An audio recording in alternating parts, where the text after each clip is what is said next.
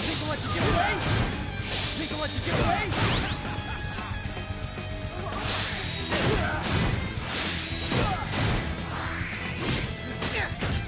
Double slap!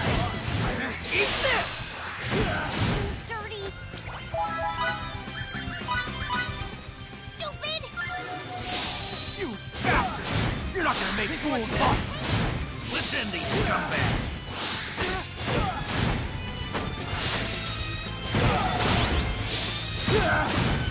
Double slap!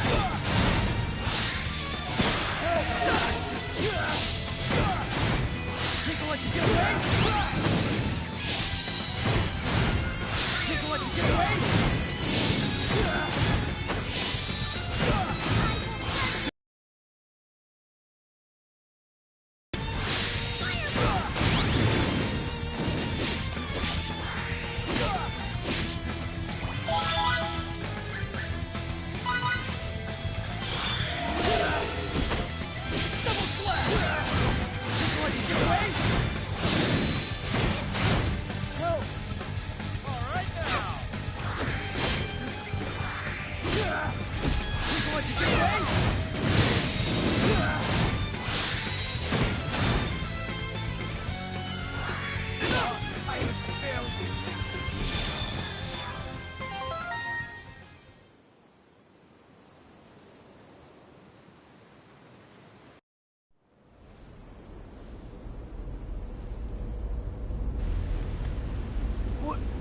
What in the...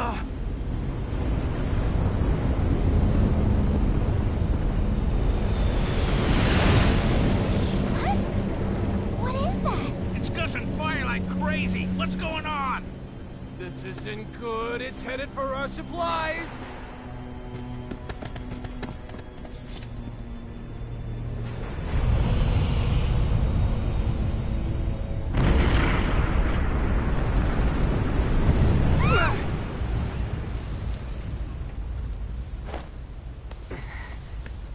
You okay?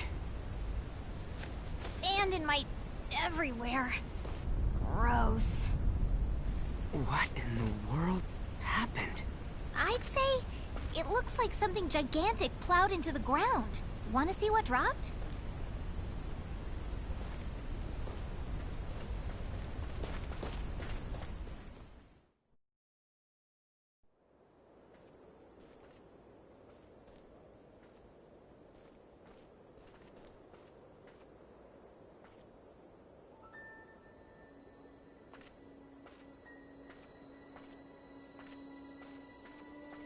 Is that iron? So this is what fell out of the sky? I wonder what it could be. I can't see anything, but there's something here. A wall that's... invisible? Well, now I'm completely stumped. Whoa!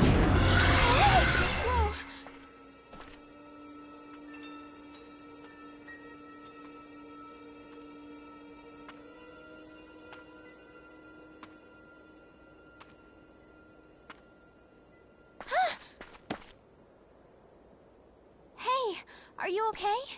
Hang in there. You there! Hand over the child, now! What are you guys? Don't talk, just put the girl down and go! That's an absurd request, and you know it. No one would ever leave an unconscious girl's side. And I guess we'll have to take her by force.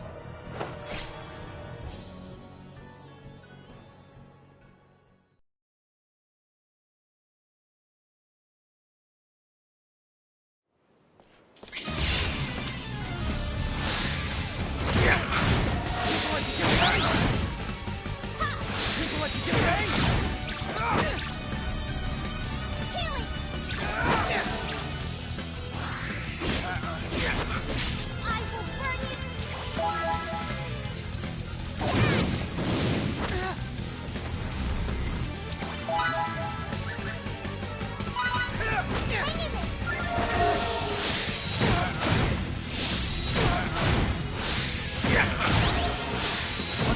They're not pushovers at all. Just dodge that.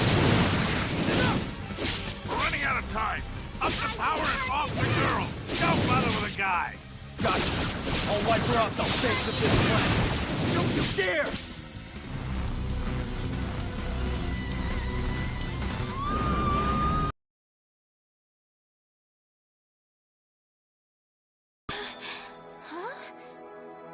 They've stopped moving?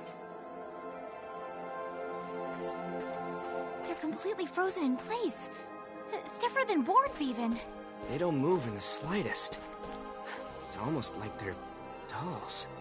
Did that girl Signet do all this? What? Our Signet vanished? Is that even possible? I don't know what's going on, but let's leave this place while we can.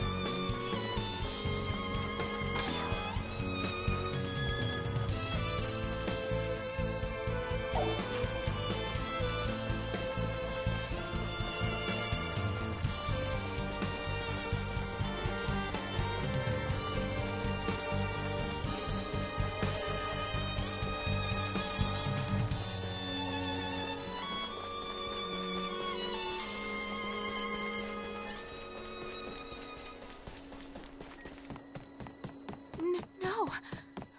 Our home.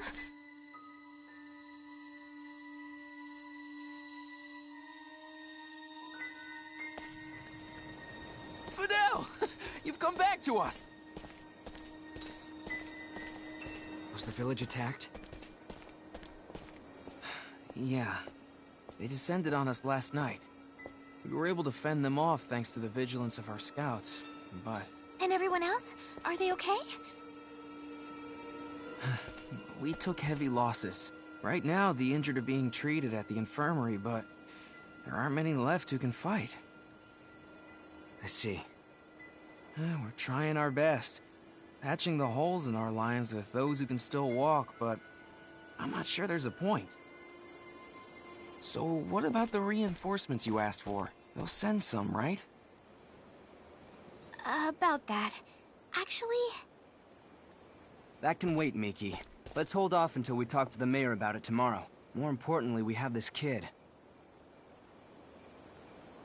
Whoa now! When did you have time during your journey to the capital to put a bun in the oven? I didn't think you could make one that quickly.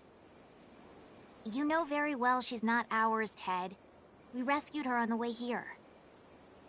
She's been out cold the whole way here, so I want to have her rest at my place.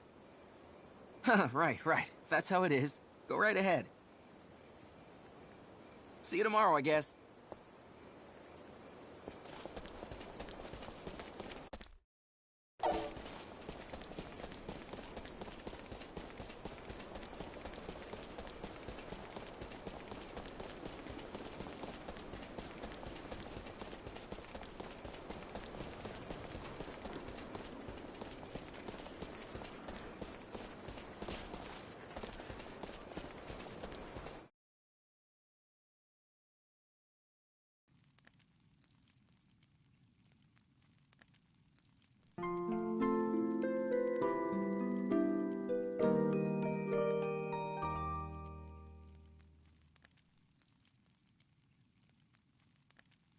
Her breathing stabilized, so I think it's safe to say she's in the clear.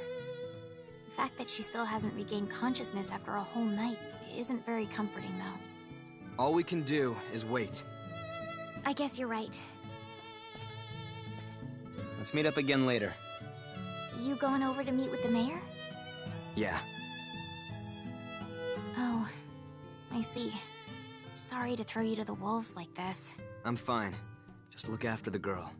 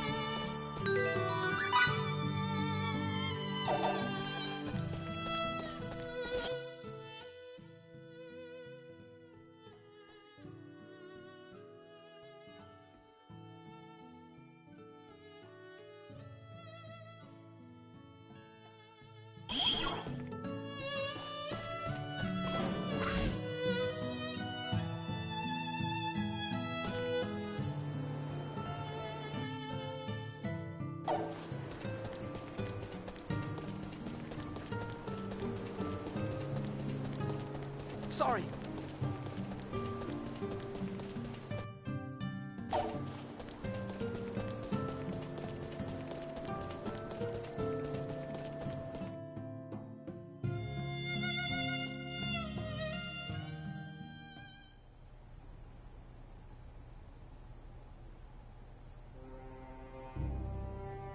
Victor, what are you... You know each other? I don't just know the man. My unit has been mobilized in response to Thal's plea. But at the castle... Your father gave the order to protect those away from the front line. That's how I see it. Oh, did he now? There a problem? No. We desperately need your help. Thank you for coming.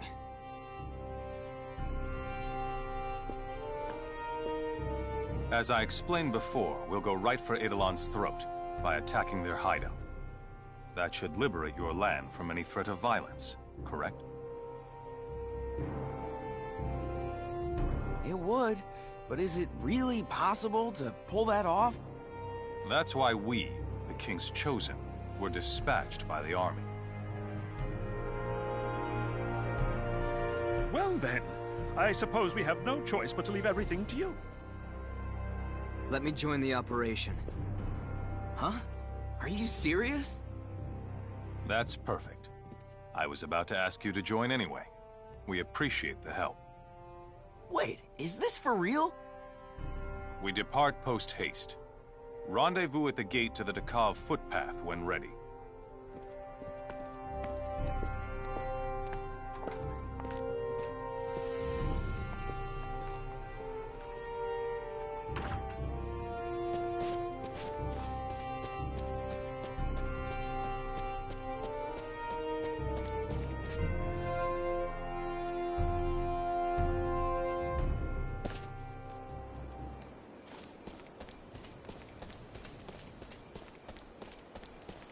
And why can't I go? Because it's dangerous. Wait a second. But we fought together on our way to the capital. That's a completely different matter. If I assume responsibility for her, can she please come? That's my fiddly. She's all yours then. I'll still prioritize the mission over her safety. Got it? That's more than fine by me. Then, let us depart.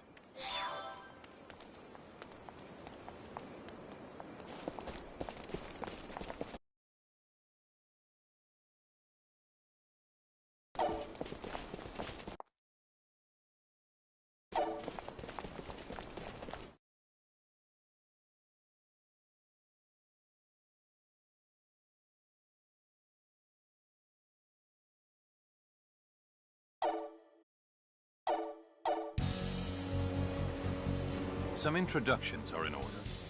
This is our infiltration specialist, Gunther, and our signaturgy and support expert, Hana. Fidel Camuse. And I'm Miki Salvester. We're all competent, so we'll be fine as long as we work together.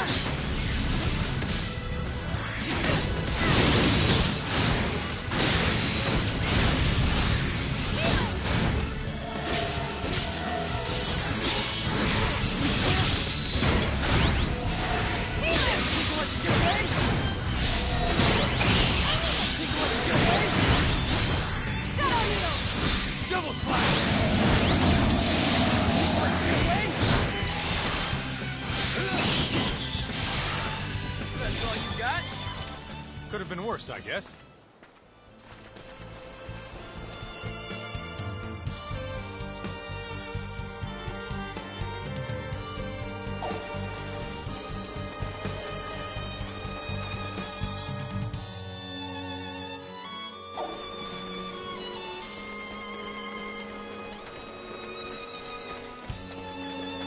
reached the meeting spot. Now we wait. The meeting spot? My man in charge of intelligence and reconnaissance is searching for Eidolon's base. We planned to meet here. Sir. Dax, you find it? We have a swordsman and a signaturge each joining us on this mission. Make sure to keep that in mind.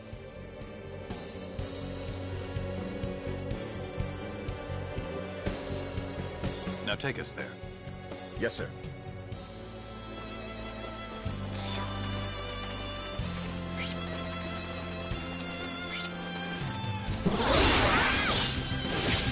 Strikes everyone. Let's get away! Double slash! Double slash! People want to get away! People want to get away! People want to get away!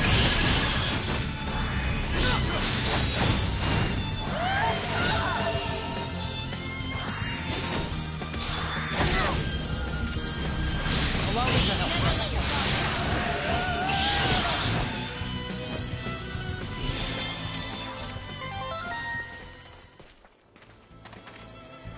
Still room for improvement.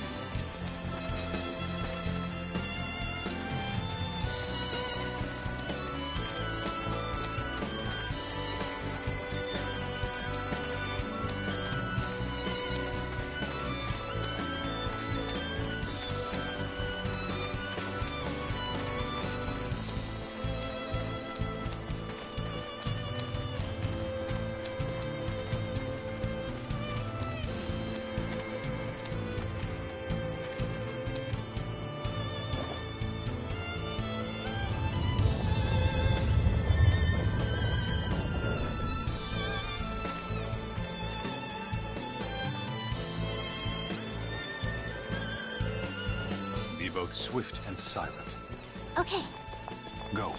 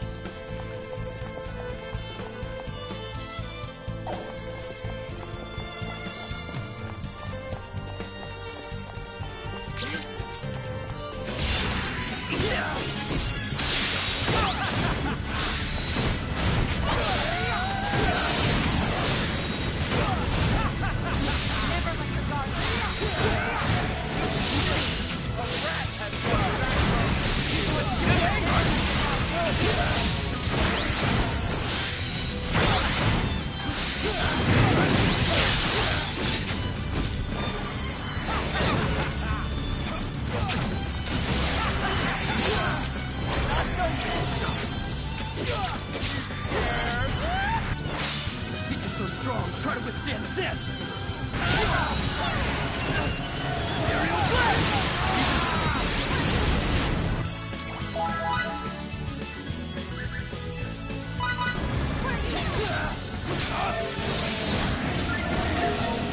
People want to get away?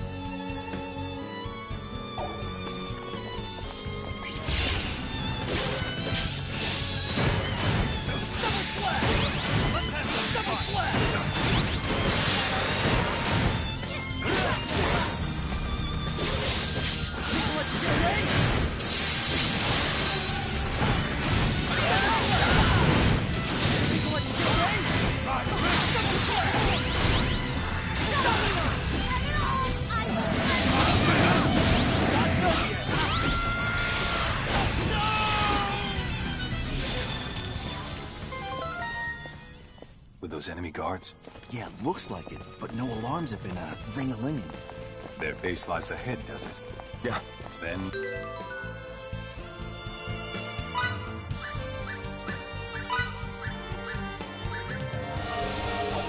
We press on.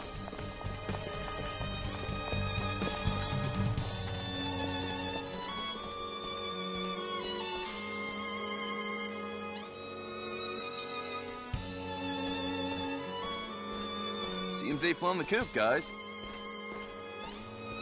Apparently, Eidolon's leadership is not nearly as careless as its underlings.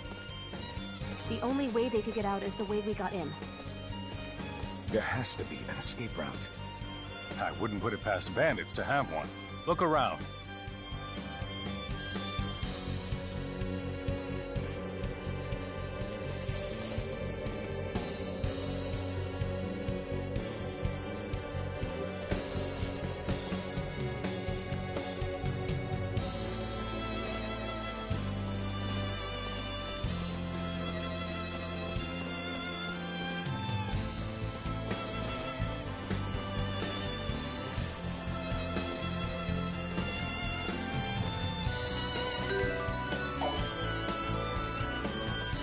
Something's off here. Aha! There's a door here! Dayton left some tracks behind.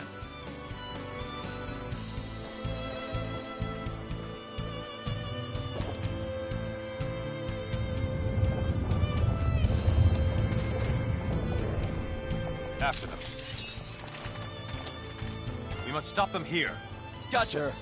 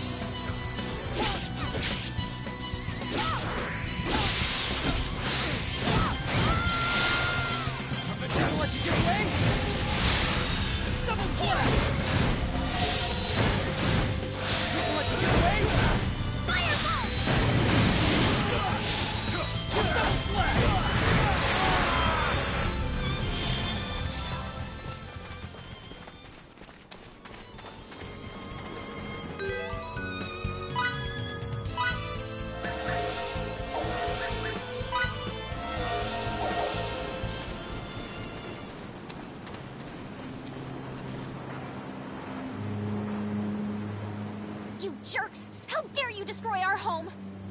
Dirty Rasulian dogs, eh? That would explain the incessant barking. Do you even realize how much of a menace to others you are? Obviously not. I say we put them down here and now before they bite someone. That's... oh crap. Scatter! No matter how powerful that thing is, it can't hurt what it can't hit. Keep moving and don't get in front of it. Follow Miguel's orders to the homeland and attack! Think you want to get away? He's moving about so he can't take aim at anyone.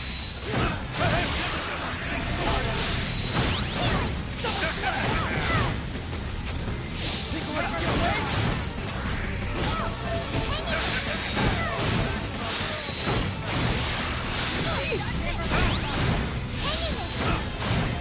Think you want to get away? Think you want to get away?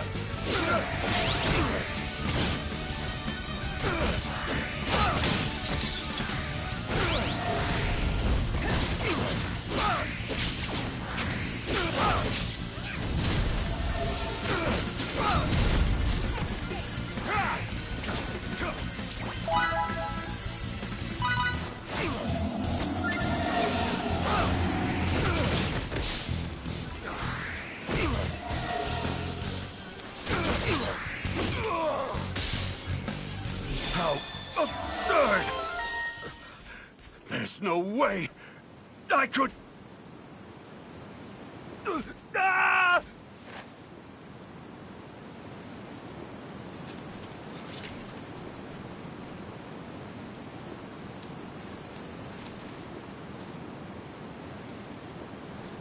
I doubt we can recover his body. Oh, I wanted to take that who's-he what's-it back with us. Don't get greedy. We completed our mission, which is more than enough. Your homeland should be free from any threats now. We can't thank you enough. All right, let's get on home. Everyone should be waiting for the news. Let's.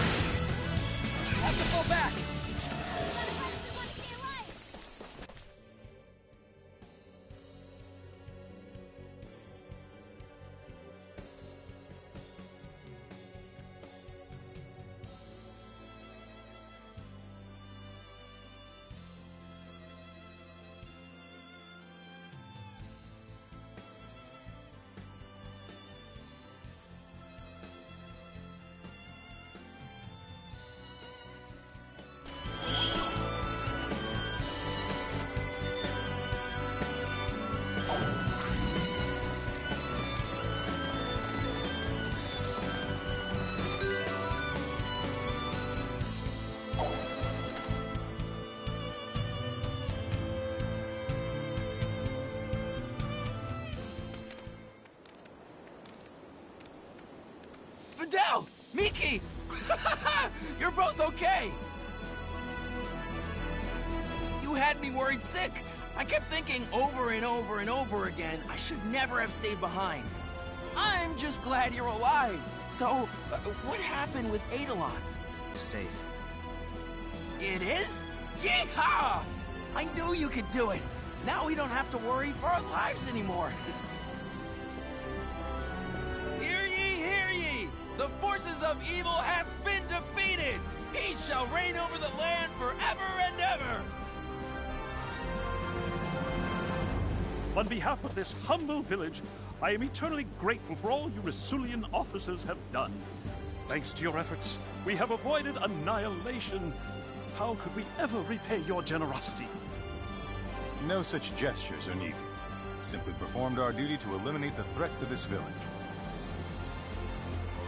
Oh yeah, I almost forgot. That little girl, she regained consciousness. What? She did? She's still at Fidel's, so go see her.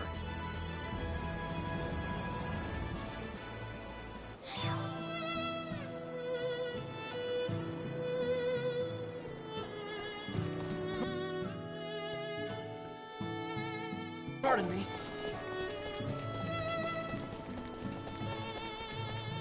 Go!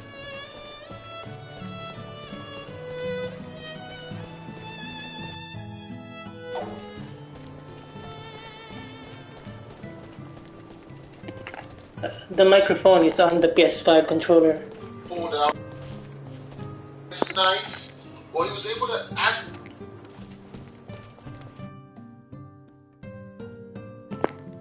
actually hurt John. But that was just because John left, and then John instantly broke his arm, and then killed him with his own knife. Ernest was a Serbian assassin. Don't you remember? The first of just a perfect example of Anyway, why you this is my never house. bring a knife So, you haven't heard of Stahl? to a book fight. Ernest is Where massive. you're from? He's Do you actually remember played that? by basketball player Bogdan What your name Bogdanovic. is? So we know he's standing at 7 feet 4 inches. So we know her name's that Relia. size and power to We've his got advantage. absolutely no other Really leads. relying on it in a What fight. are we to do? Completely overpowering Wick, and landing Out of hits on mind. him through sheer strength. Even though Wick had the right technique to try and Maybe block you the remember attack. this. When But we with fought his those bad size, guys on that Ernest mountain is path, still not the something most made them skilled freeze in fighter, place. and that can be It was you, exploited. wasn't it? Ultimately, what does him in. I'm not angry at you or Marcus was anything. one of Actually, John's oldest we're only mentors. here thanks to that power. If that happened to be your doing, maybe I should thank you for it. And one of the only true assassins in the entire franchise, meaning someone who would Separated from your hunt down his parents. target, And at follow such a young them, age. find the best spot to take them Terribly out, sad. and then Parents. fire a bullet to their head from a Jeez. few Only straight he had blocks some sort of over. lead to go on. If other assassins were smart What like about her Marcus, signet? maybe someone could have actually On her taken forehead? John Wick out. Maybe. Instead, everyone I've else never in this seen one like world it in my life. just seems to If run we ask straight out Fiore, of though, guns she might ablaze. be able to tell us something. Probably not the best That's strategy. Since she Now, researches we didn't signatures see a over ton Night from she Marcus probably could. hand-to-hand But fighting, but we how are do we know going to he meet is her? an Let expert me ask Victor marksman. about that. He might be able to Miss help. Perkins was Listen, a I'll be right ruthless back. contract killer tasked with taking out John Wick for a $2 million bounty job that he tried to execute on continental grounds, which is a big no-no. She got the drop on Wick by sneaking into his hotel room. But Marcus alerted John to a presence, and it was on. She got some good hits and got him wrapped up for a little bit, but you gotta remember, this was a John Wick who was startled awake and was still recovering from some gnarly injuries. And yeah, she's able to use that to her advantage a bit, but the fact that she couldn't put down a weekend at John Wick while he was sleeping suggests that she's a little out of her league here. So for most of John Wick, we just saw Sharon behind the desk. And then when his hotel was threatened, well, he pushed up his glasses and went to work. Seeing us off? You're leaving already? We are in the middle of a Cool war. and professional, We must return to it as soon as possible. I'd like to ask you a small favor. Could you maybe take me and one more person to the capital? So we have to know, I need you to get me an audience pretty with skilled Fiore. fighter With just Lady survived Brunelli? that encounter. Why is that? Then when they got shotguns, A girl with armor us has piercing lost her memory. rounds, they She even has an the playing extremely field a little unique bit. type of signet, Throw so was I able thought to plow Fiore could tell right us something through about them. it. I desperately Now, we want didn't to see reunite a this ton girl of with her them in the parents. fight because Please, we I need your mostly help. followed I've John no reason Wick to refuse. out there doing And she John should Wick be in things. central Rasulia now, But I so still I am assume it's very possible to meet impressed her. when I saw Thanks so her much. throw. I owe you one. We Ares leave is the post-haste. right-hand woman I'll need to for know the moment Santino we're ready. D'Antonio. As a newly instated member of the High Table, man, you need to get yourself a better bodyguard. We saw her throughout the whole movie, trying to square off with John, leading an ambush against him, constantly acting like she actually was a match for him. But if they fight, is almost over before the fight even started. She caught him by surprise and had him on the ropes for a little bit for push dagger, but honestly, part of this almost comes down to strength versus skill, or lack of strength. We'll leave right away. She's just not strong enough or powerful enough as in to now? seriously contend with someone like Wick. Huh? I'm coming with you, obviously.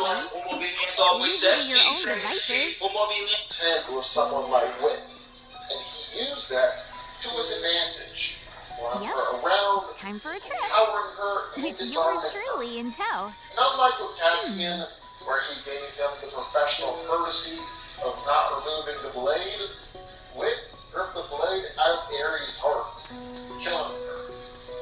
Now let me tell you, this is one person who I was seriously surprised by when it came to a fight. Towels, I thought for sure that Killa was just going to be another ego, or it might be a big boss, but not really a threat for John.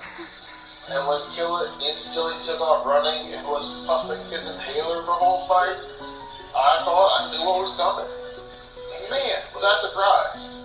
Because he puffed on his inhaler and took his fat butt and went to town on John.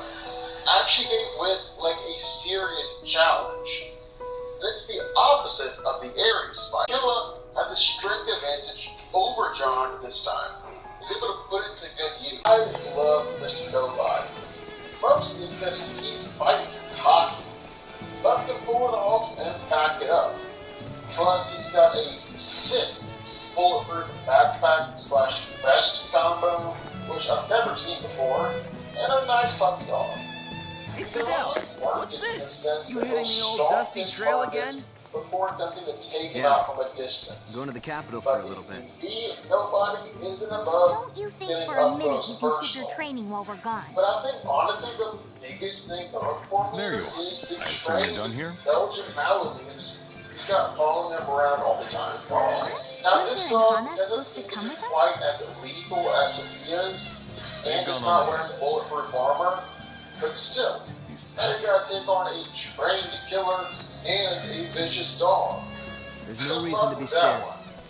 I'm going with you to the We're capital. gonna see a ton from Akira, but based on that post-credit teaser, we might be getting to see a whole lot more of her. She's the daughter of Shimizu, as well as the concierge with the Osaka Continental, so you know she's been trained to fight. Ready as well. And not just that, but trained to fight as a ninja would be. Don't do anything I wouldn't do. Incredibly skilled with blades and her bow and arrow. In fact, so good with that bow that she was even able to take down high-table soldiers in serious bulletproof armor. Like, this stuff is damn near impenetrable to We'll be back soon. bullets. And she's taking them down with bow and arrow. On top of that, Akira is one of the few fighters here that recognizes that she's not as strong as big buff dudes, and so she doesn't try to take them on head on. Instead, she uses her size, her agility to her advantage, dipping, dodging, and ducking all around them, throwing into each legs, jumping on their backs. If she shows back up in the future, she's got the potential to move way up this list. Koji Shimizu is the manager of the Osaka Continental Hotel. She's like any good foreigner is a loyal friend and brother to Mary. Despite being in his early 60s, Shimizu was still an incredibly dangerous fighter. Was particularly skilled with a blade. He showed incredible skill as a swordsman, as you can see with his ability to kill dozens of members of the high-table elite strike force. Dudes have incredible bulletproof armor. He's taking them out with a pistol and a katana. He was so skilled, it was even able to match up against Kane, although Kane was not proved that he was more skilled, except that Kane killed Shimizu. Chidi is a high-table assassin, is the second in command of the Marquis del Ramon. He led the attack on the Osaka Continental in the search for John Wick, and he was able to easily hold his own and take down some of the Continental's hitmen. Then later on, after a pretty big bounty was put on John's head, well, she was right back at it, trying to take John out. He followed Mr. Nobody, and actually nearly killed his dog. But Wick had something to say about it. So, does Miki still hate Never frogs as go much as after ever? dog in front doesn't of like John frogs? Wick. But you know what? He still wasn't done. He still wasn't out. He was able to confront John again and beat him down. Of course, John ultimately beat him, but man, Chidi is durable. I mean, sure, he's a skilled fighter, and he's one of the few Can I opponents ask you something? who has If you had a child, if that child said that he didn't like but spinach, Chidi's greatest asset what would you do? is just his endurance. You just can't keep him down for good. Cassian is the personal bodyguard for Gianna D'Antonio. When he lost her to Wick, well, he decided that he was going to do everything he could to take John out. Which honestly speaks to the balls on him that he thought he still could take John down even after watching John plow through a whole army of people. His fighting style includes boxing, Brazilian Jiu-Jitsu, Judo, Taekwondo, Krav Maga, and Muay Thai. But probably what speaks to Cassian the most as a fighter isn't the fact that he was able to actively fight against John Wick. Albeit a John Wick who was just hit by a car and just fought like 50 other people. But what's most impressive is that he had John Wick's respect. Wick saw him as an equal, someone who was on his level and worthy of professional courtesy. You can't say that about everyone. I mean, he definitely didn't view Ares the same way. You might not remember the name Hero, but he was actually the first guy to give John Wick a good fight, and really give him more than he could handle. Hero was Hugo's head of security, the one who had to keep Yosef safe. The only guy in the whole movie who could fight on par with him. He was highly skilled at Taekwondo and used it to beat John in a fight. Of course, with the caveat that the guy had just been retired for 5 years. I know this kind of beats the rule of no unnamed assassins. These guys were just too good to not include on this list. They're Zero's top students, which means that they're masters of Impact and several different disciplines of ninjutsu, like Taijutsu. Together they were able to give John Wick a seriously good fight. And on top of that, besides John, they easily defeated everyone else they ran across. On top of that, the Shinobi are one of the very few fighters that ever fight John Wick and survive. Just an honor not many people get. Kane might be blind, but that doesn't stop him from still being one of the most skilled fighters in the John Wick universe. He's actually a whole lot like John himself, and managed to escape his underground world and assassin and killer. He was forced to enter back into it. He's home to protect his family. He's one of the most dangerous men on earth. Going from the fighting style that is shocking alone. Taekwondo, along with several other styles. Magic swords, evidence of his fighting. And it even looks like he was able to deflect some of John's bullets in their brief fight. He also is surprisingly good shot, especially for a blind man.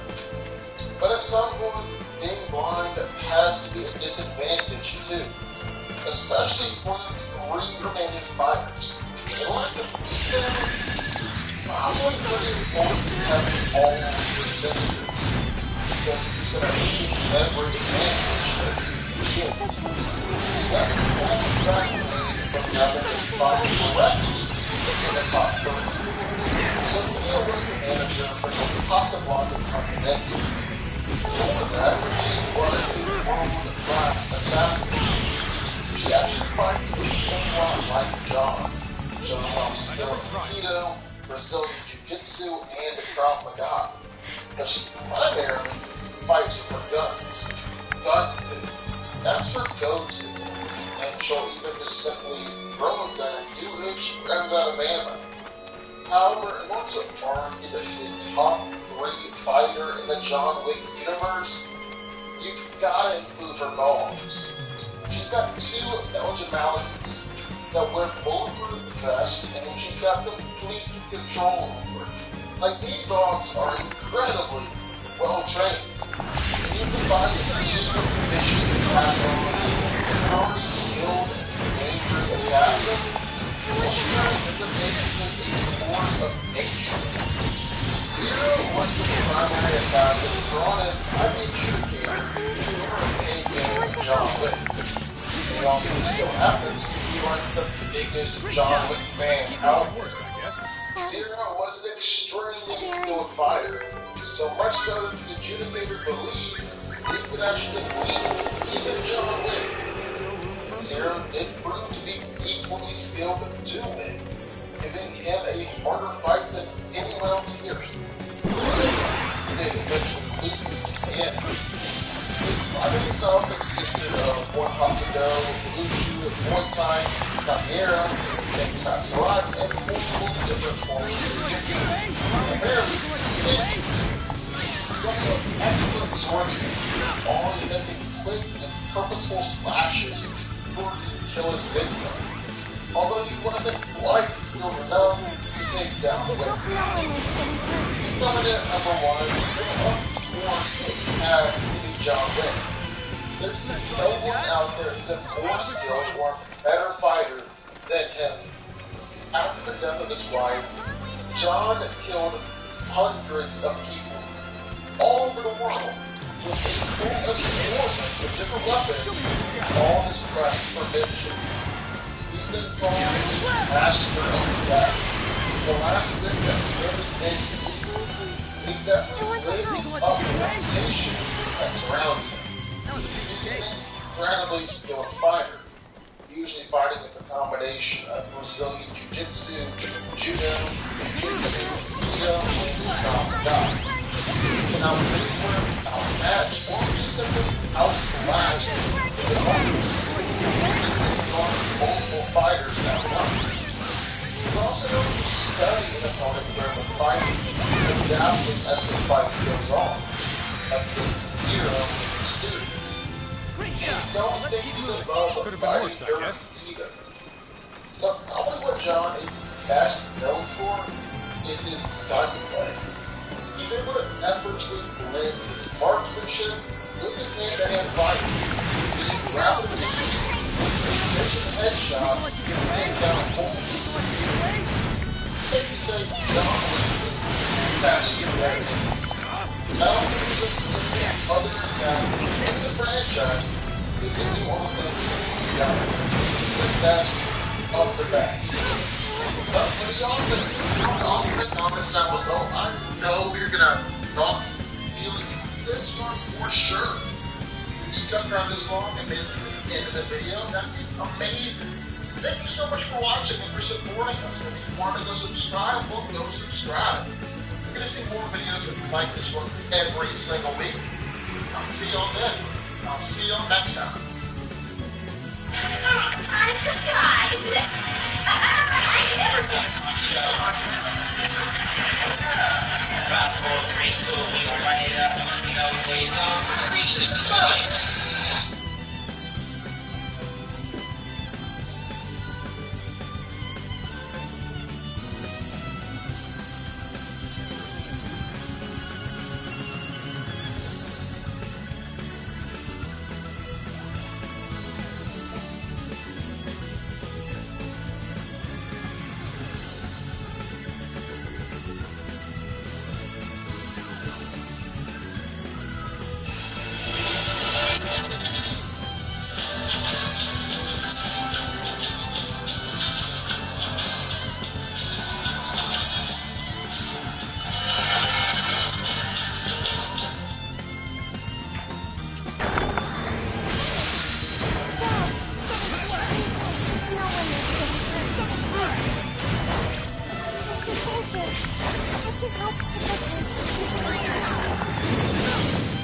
Mr. Soldier!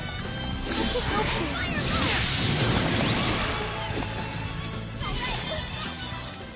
trial. It's but a single step.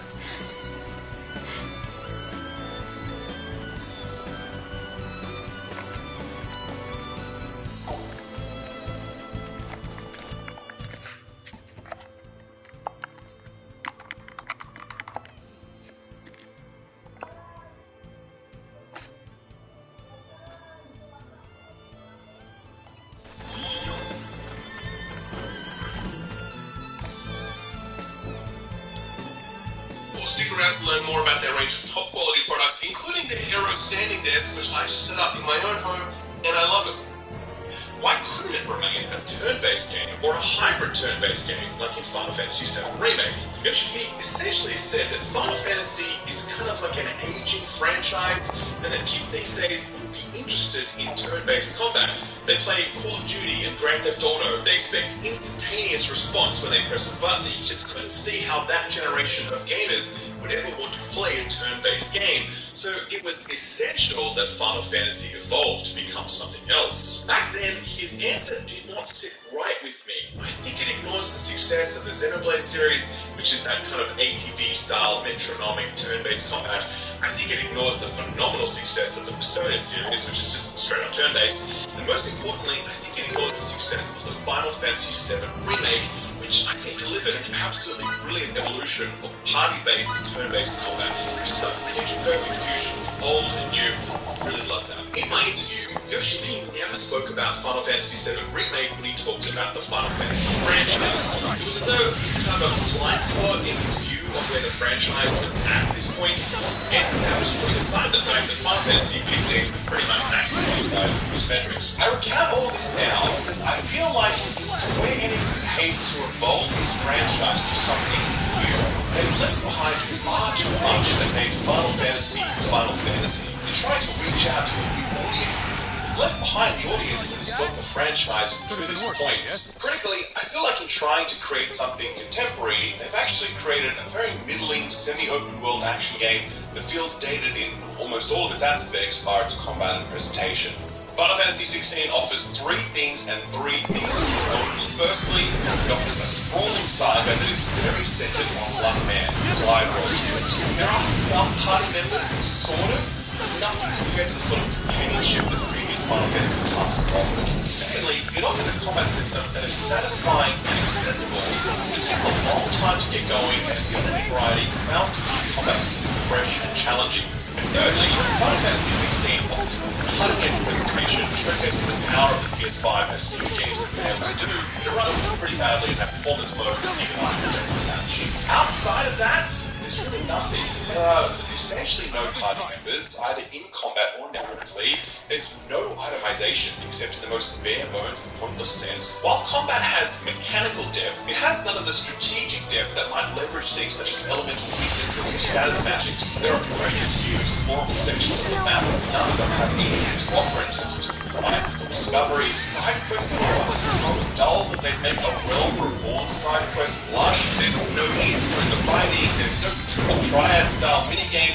There's just not a lot going on outside of the combat and those cutscenes. Most crucially, the pacing of the game is appallingly bad, delivering these short, euphoric highs, followed by sometimes hours of chatter and busy work. Anyone who's played through Final Fantasy XIV's main scenario quest line knows exactly what I mean by this. That is actually a very important touch. Final Fantasy XVI feels like a Final Fantasy XIV expansion main scenario quest. It is 75% cutscenes, that is not an exaggeration number, by the way, followed by a little bit of running around and some combat. In 14, that worked for so many reasons. Not least of all because you knew that when this game was over, there was this gigantic scene waiting for you on the other side. There's nothing waiting for you on the other side here in 16, except for the New Game Plus. If you don't like this character, this story, and this combat system, then there's just nothing else here for you to enjoy. There's such a stark contrast to other Final Fantasy games, which seem to offer a smorgasbord of exploration, RPG systems, party customization, quirky side tales, and so much more. Final Fantasy XVI is very linear, very narrow, very dour, and in my view, not a lot of fun.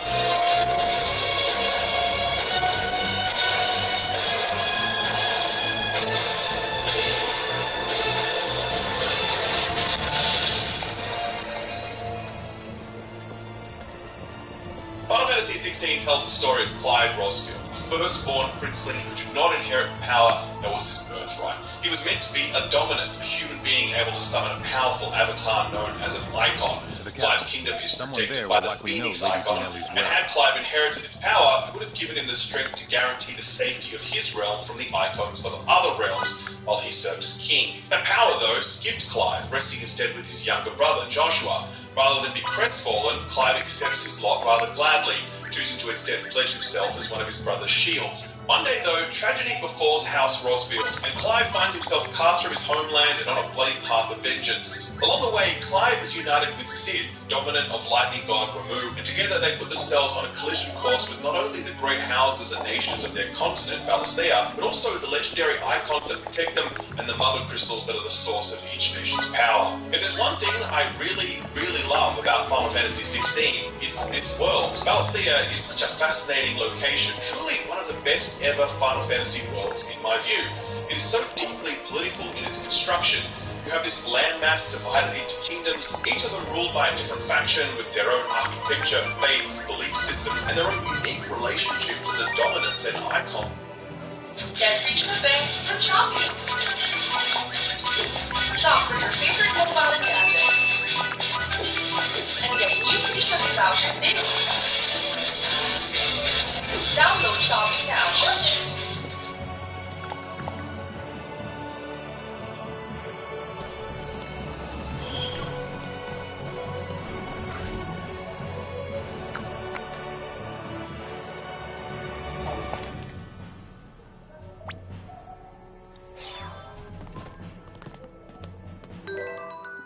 Dominants and icons that protect them.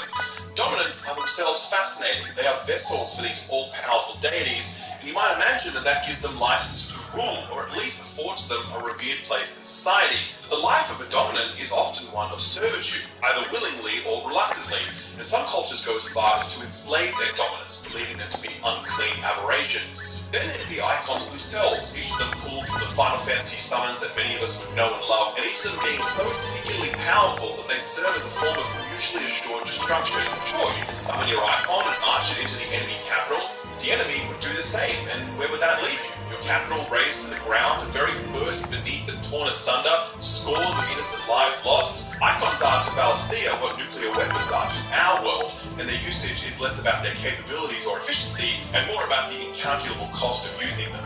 The fire that sets this world to boil, though, are the mother crystals. These are massive formations, some of them as large as mountains, and they provide the world with the ether needed to power the various magics on which Valisthea's citizens rely. Lately, though, the mother crystals appear to be failing, and as a result, blight has befallen vast swathes of the land, shrinking kingdoms and forcing their leaders into survival mode. They look at their receding borders and know that their foes are doing the same, not wanting to lose the initiative in the coming battle for resources and territory. This puts tensions at an all-time high, a powder keg awaiting just the right spark.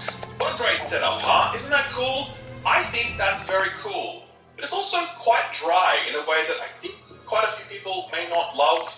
This is a deeply political game, not in a partisan sense, but in its focus and themes. Its chapters will regularly play out in king's courts, in tents on the front lines of a battlefield, poring over maps, looking at troop movements and formations. The cast of this saga, kings and queens and courtesans and economic advisors. The game has an entire menu system set up to regularly explain the state of Valisthea's nations, the locations of their armies, their political goals, and their recent movements. It's almost grand strategy-esque at times, and if you're down for Machiavellian machinations and statecraft, palace intrigue, and Napoleonic-style continental warfare, then you're going to love this part of Final Fantasy XVI. But if your eyes glaze over at the mere mention of this stuff, Final Fantasy XVI is going to be a very tough game to get through, I can promise you that. For me though, I liked it. It's very similar to Final Fantasy XIV, another very political game that doesn't talk down to its audience, and that trust that they'll find verbal jousting just as thrilling as actual jousting. The Final Fantasy XIV, like other Final Fantasy games, isn't just its politics, it's also its unforgettable cast of characters.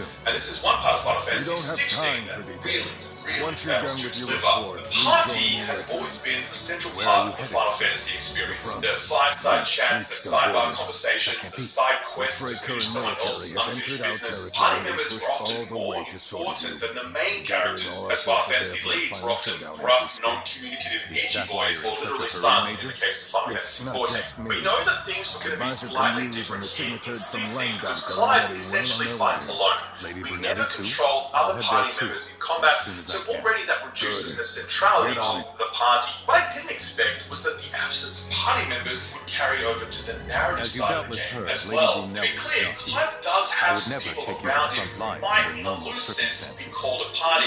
Only one or two of them are what we might actually refer to as party members, but they come and go a lot, and one of them really doesn't offer much. The other people around Clive are kind of just hangers-on. They seem to do busy work, like scout ahead or stay in the workshop building things. There was one moment in the game where it was rallying everyone for the next big push, and it was meant to be this very emotional scene that creates this feeling of camaraderie between everyone. And in any other Final Fantasy game, that scene would be thick with like 8 to 10 people, each of them these elaborately designed, iconic party members with rich backstories and so much more to share as you journey forth with them. Here, this scene had one actual party member and like 3 hangers-on and the town vendor.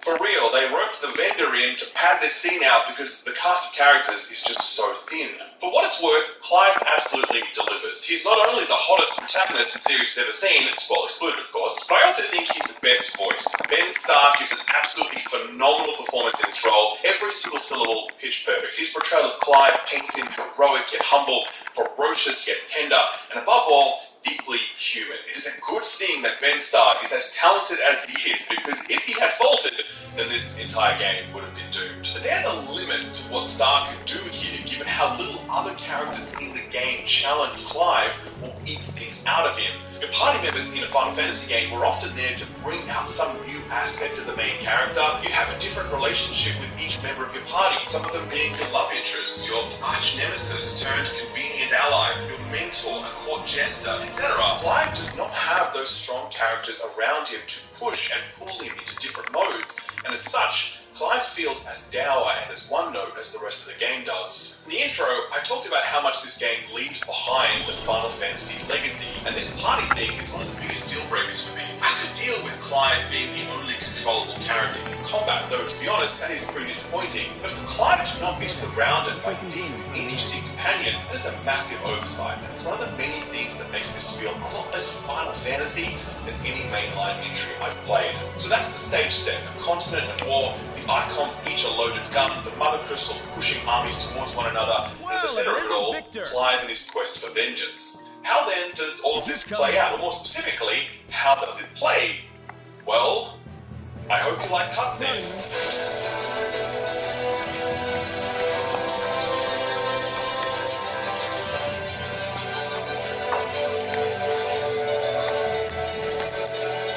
Final Fantasy XVI will run you at least around 40 hours, capping out at around 70 hours for completionists. So what are you doing in that 40 to 70 hours? Well, if you're focusing on the main story quest line, doing the odd bit of side content here or there, you should know that approximately 75% of this game is cutscenes. That is not an exaggerated number at all, by the way. It is actually 75% of the time down the controller and you just watch the show unfold. For many, that is going to be a deal breaker. They're going to be like, come on bro, let me play the game. And I think that's a perfectly valid response, because most of us would probably rather be playing a game than, sitting there watching drawn out cutscenes. Having said that, it's actually not a deal breaker for me. As I mentioned earlier, Final Fantasy XIV's MSQ is like 90% cutscenes, and I'm okay with it for a lot of different reasons, too numerous to fully recount here. Metal Gear games, some of my favourite games, they certainly don't shy away from lengthy cutscenes, particularly 4.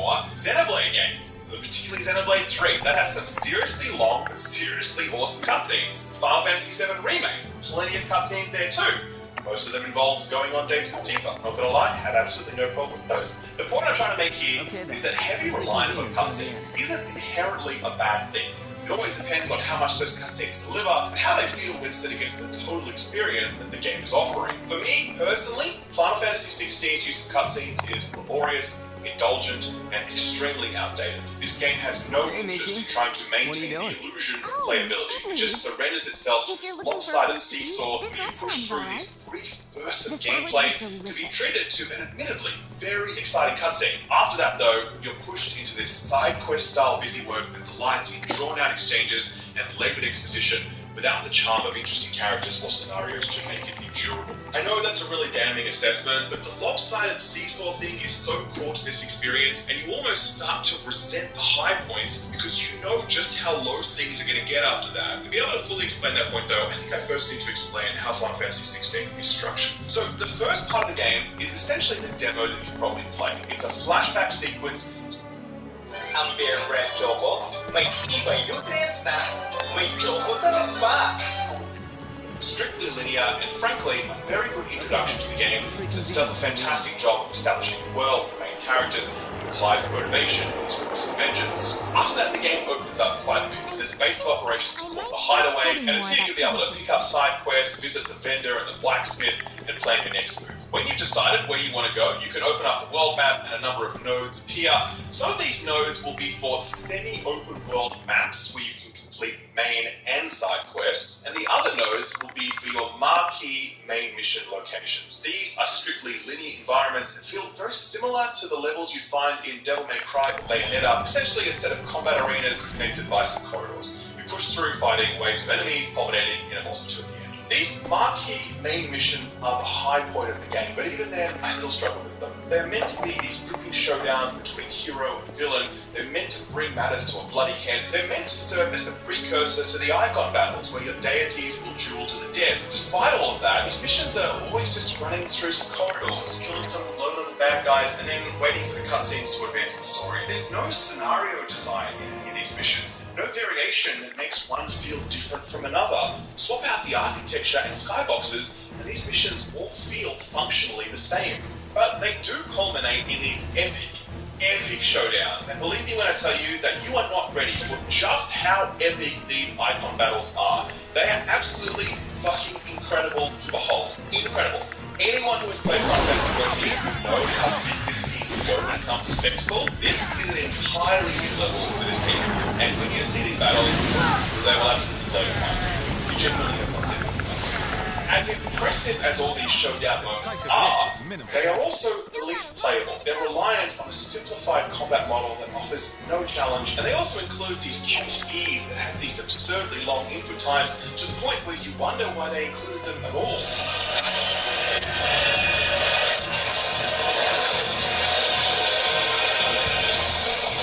These are really amazing battles to look at. Their beauty is skin deep, and it's disappointing that the biggest cinematic and emotional climaxes that Final Fantasy XVI has to offer are also its cheapest thrills. What makes it worse is that when these massive showdowns happen and these cataclysmic events unfold, the fade to black presages a good 2 to 3 hours of you kind of just fucking around doing some main story quests that feel like side quest busy work. That's the other side of the seesaw, dropping you into the semi-open world to do work that is absolutely beneath the man of Clive's considerable abilities. Local pickpockets are on the prowl. Someone better track them down by asking lots of questions in town. Oh, some bandits are raiding a village. Better go stop them. One of the working ladies from the brothel is missing. Could you go and ask like 4 people what's up with that and then report back? I kid you not, at one point I just felt a mighty icon in what was one of the most mind-blowing boss showdowns I've ever seen in my life, and then immediately after that, like literally 5 minutes after that, I was being tasked by the town engineer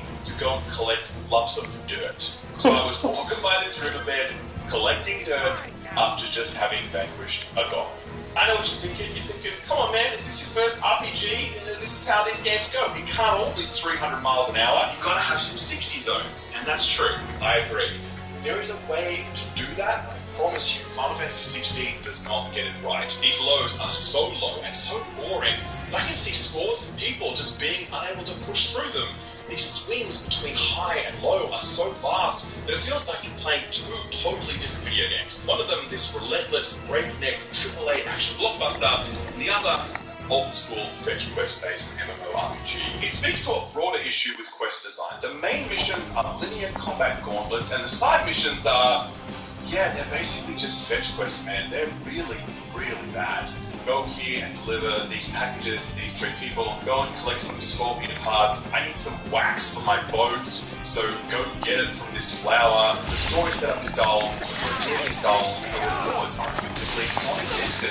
There's basically no itemization and progression in the game. It's one of the worst side quest design I've seen in a long time. In the absence of meaningful rewards or interesting scenario design, coupled with certain side quests exist primarily as a narrative exposition tool. They house these little side stories that are meant to broaden out the world. It's a perfectly noble goal. The problem is that you're already spending so much time in cutscenes in the main quest, listening to exposition, and to have to sit through even more cutscenes for crappy side quests to hear about how, you know, someone needs a new pepper for their new recipe. It's just like, oh god, it's exhausting. It's all connected to one of the key values of Final Fantasy 16, and one of the things that makes it feel so dated is that the story in the previous console generation, game makers have found a way to better blend storytelling and gameplay, be it through companions or environmental storytelling or scenario design or whatever.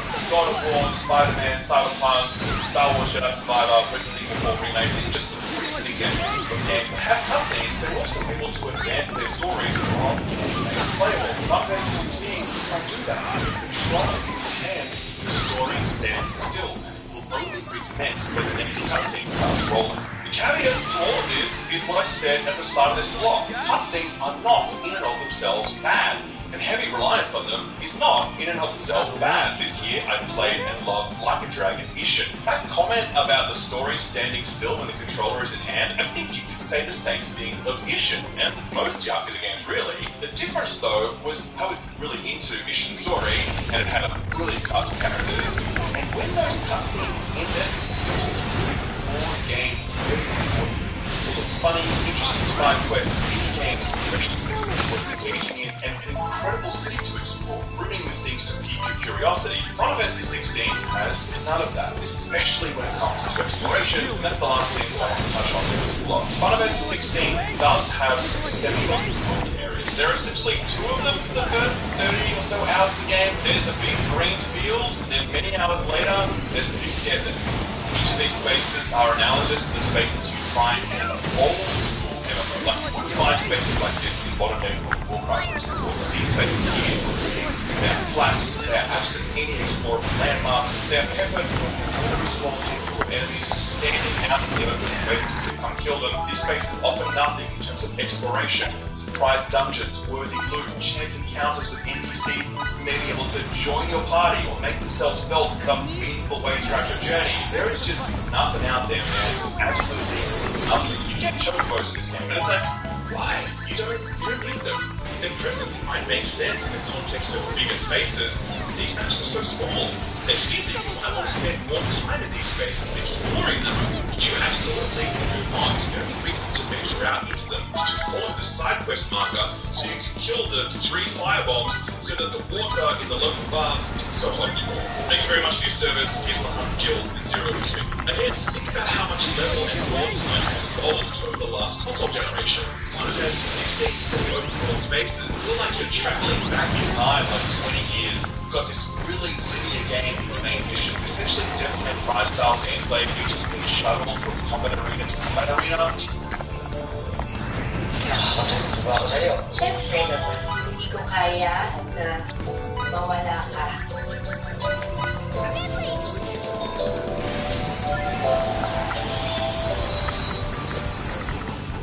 Difficult areas where the opportunity to switch, to do something, to do anything, to mix things up, to offer a different pattern of play that's not distinct from most missions, or perhaps recreate at least a little of some of what you felt when you flew your airship around the Overworld back in the day. Again, coming back to my intro, I talked about how much this new Final Fantasy experience leaves behind in its pursuit of the new hotness. Final Fantasy games haven't always got exploration right, but it's always been the core tenet of the series. The world was meant to be bigger than you, it was meant to be full of surprising things to discover. Final Fantasy 16's Austere feels like you can fit it in this pinnacle. There isn't a single inch of it worth discounting to see. Find some more side quests cutscenes, the comparison between is a real slog. As good as its combat is, it's not nearly good enough to save it.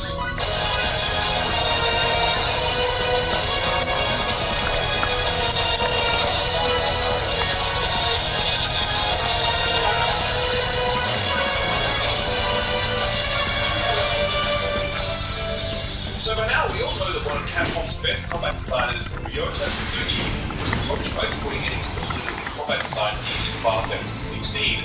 He's most known for his work on Devil May Cry, but he also worked on Dragon's Dogma and even Marvel vs. Capcom 2, still the greatest soundtrack in history.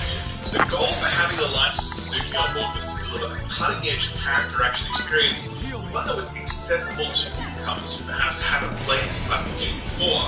I think Suzuki and his team were largely successful. I think it's a good combat system, but I also think it lacks the mechanical depth of dedicated character action games, and I think it lacks the strategic depth that was often the staple of more RPG-based combat systems. I think it's also held back by the game's overall structure and length, where the time between new ability unlocks can be upwards of 5 to 8 hours how you play.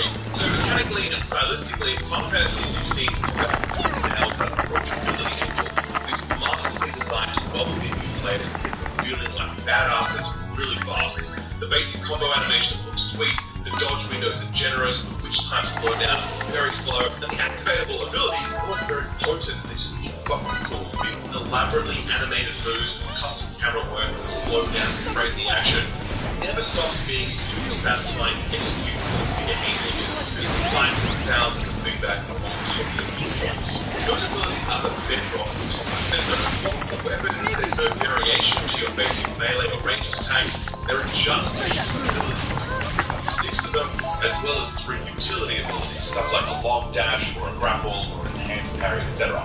Those 6 damaging abilities don't require any resource build, they're just on timers, and since basic attacks do so little damage, combat is ultimately focused on pushing out as many of those abilities as possible, cycling through the 6 of them as soon as they're on cooldown. So I want to be clear that there's plenty of expression possible in this combat system if you work to unearth it. What I mean by that is there are lots of abilities that have very singular use cases that can add depth to combat, but they're also less efficient than other ability options. A good example is a move that dispels projectiles and allows you to counter after that. That's really cool, but there are very few enemies in the game who fling projectiles at you, and even when they do, they don't do a lot of damage. So you can equip that ability and stand back waiting for enemies to shoot something at you, or you can just equip another ability that does more damage more regularly in a larger area and is less situational. That's fine though, because character action games are meant to have a range of different abilities that are just there to be used. It's not about efficiency, it's about expression and providing a skill ceiling that rewards time invested, practice, and ultimately, mastery. Those looking for that sky-high skill ceiling won't find it here. Final Fantasy XVI's combat is so leveraged into its abilities that it forgoes things like directional inputs, weapon swapping, or infinite air juggle combos, or whatever. Since ability timers are really short, about 80% of combat is dumping those abilities as soon as they're off cooldown, and there really isn't much you can do outside of what those abilities let you do. Personally, I found combat to be really fun and flashy, I also found it to be quite repetitive. I really longed for a combat model that gave me more agency outside of just those abilities. I also found it very easy. There's only one ability option in the first playthrough. There is an option to select solo ability. It's actually the same difficulty as the normal ability does. Accessories that make combat easier. They'll automatically do combos for you or automatically dodge, that sort of thing. As such, in my 50-hour playthrough, I only died a handful of times, and that was usually only because I got caught in an ability that did way more damage than I was expecting it to. I'm not particularly good at these sorts of games, by the way, but I still found this very easy, and I think it would have been nice if there was an option to play through on a higher difficulty on my first playthrough. Sadly, that is locked behind New Game Plus, and I'm not really up for that. Part of the reason that this game is so easy is enemy design. 95% of the enemies you fight here are basically punching bags. They don't really do anything. They're just pinatas kind of hanging out, ready to get beat on. Those enemies are important staples of character action games. I get that 100%. But most character action games are like 10 to 15 hours long. This one's like 50. So that really changes what it's like to continue to fight those pinata-style enemies for 50 hours. There are a handful of elite enemies who have significantly more HP and do have some distinct combat capabilities, but there's not really that many of them, and it's a bummer because they're actually really great to fight. Okay, I'm then. told there's Looks a lot like more of convening those for me. enemies in New Game Plus, and again, I would have liked to have seen that option playable from the start, because combat is really fun and really interesting when you're fighting those guys. If you're not, it feels pretty mindless and pretty samey. So that's what combat is, but my mind is often drawn to what combat could have been. The most obvious thing is the absence of a party. You only control Clive here. You fight alongside various AI-controlled party members at different points, but you cannot control or direct them in any way. You might say, well, this is a character action game, so it kind of makes sense that you control only one character, because that one character is meant to be possessed of so many capabilities that they alone should be enough. But it's important to recognize that Clive himself is not possessed of anything other than a sword and a dodge. Everything else he gets from the icons that he equips and the abilities that flow from them. Therefore, you could have had a situation where party members were also able to equip these icons in the same way Clive can. And you would have had a party-based system that better leveraged this ability-focused combat system. There are over 3 dozen abilities on the ability map, but Clive can only equip 6 of them at a time. There's so much left on the table, and had your party members been able to be kitted out the same way Clive can, I really believe this would have greatly enhanced the depth,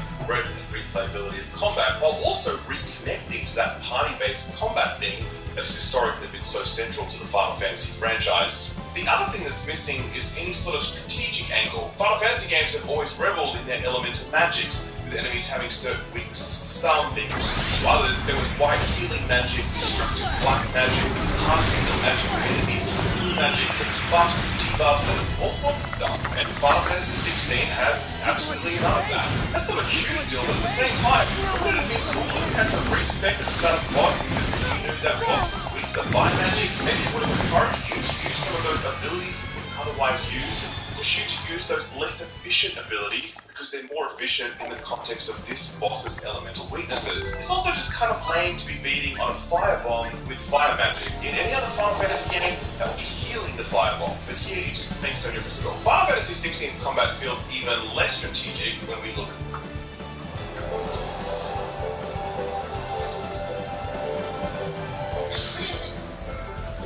Final Fantasy 16's combat feels even less strategic when we look at supporting progression and randomization systems. And that doesn't take very long because there aren't any. In terms of progression, you level up, which is used to roll stats, you can't allocate those stats in any way, you get some ability points, which you can use to unlock new abilities, and upgrading them further allows you to equip them even when you're not using the aligned icon. So for example, I can have remove abilities equipped even if I don't have remove himself equipped. That's it. That's really what we get in terms of progression and customization.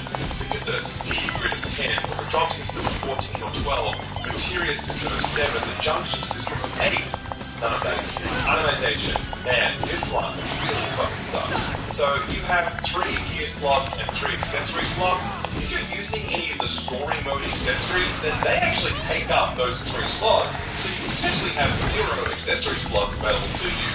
The other accessories you get are mainly to reduce the cooldown timers on your abilities, or increase their damage by like 10% or whatever. It's all pretty nuff-nuff, and I actually think reducing cooldown timers on abilities is a bad thing, because it makes your combat rotation feel even more crowded than it already is. You have slots for a belt and some wrist guards. They have some defense HP on them. The HP, by the way, it represents approximately 1% of your HP pool. Like, I'll have 2,000 HP, and I'll be wearing a belt that gives me 20 HP. So, you know, we're dealing with items that buff our stats by 1%. Swords. Man, what a bummer. When you beat major bosses, you get to craft these sick-looking swords, and you imagine that they might have some elemental